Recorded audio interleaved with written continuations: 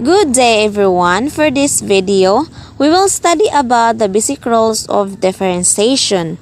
Basic rules of differentiation, it depends kung sino po yung nagtuturo kung ilan ba yung ibibigay niyang rules of differentiation.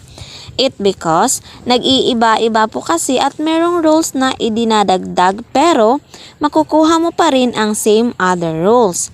Now, I'm going to discuss the two basic rules of differentiation. Then we have the first rule, which is the constant rule, which means the derivative denoted as D. Derivatives of C. And then in terms of X, I, 0. So that is our first rule. So whatever the given, basta yan po ay constant. But when we talk about constant, ito po yung mga given na whole number. So the derivatives of C in terms of X equals 0. So lagi po itong 0.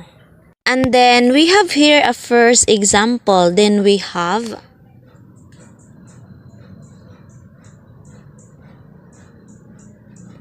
y equals 8.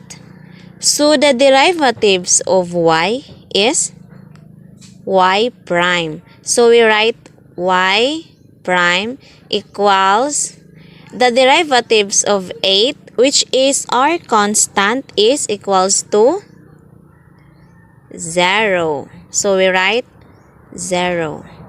So this is the answer. Y prime equals 0. At pwede rin pong gamitin na notation for derivative, which is dy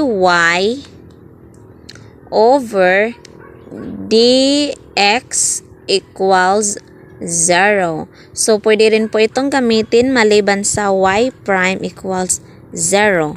So this is the first example for constant rule.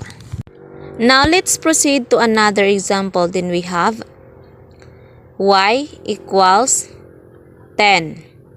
So the derivatives of y is y prime equals the derivative of 10, which is our constant, is 0. So we write 0.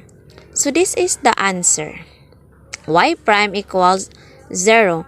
So this is the two example for first rule, which is the constant rule. So let's move on rule number 2, which is the general rule. So the derivatives of d of x in terms of x is 1. So pag ang x na lang po ang natira ng equation, the derivative of x is 1. And then we have an example, which is y equals 6 minus x. So the derivative of y is y prime equals the derivative of 6, that is constant, is 0, minus the derivative of x, that is 1. So our answer is y prime equals negative 1. So this is the answer. And that is rule number 2. Now let's proceed to another example. Then we have y plus 8 equals 3 plus x. So the derivative of y is y prime plus the derivative of 8, that is the constant, is 0, equals the derivative of 3, that is also the constant, is 0, plus the derivative of x, that is 1. And then simplify it, the result is y prime equals 1. So this is the answer. Now this is the example of rule number 2, which is the general rule for basic rules of differentiation. And that is all for today. I hope na may natutunan po kayo sa ating topic ngayon. And that's all. God bless and bye!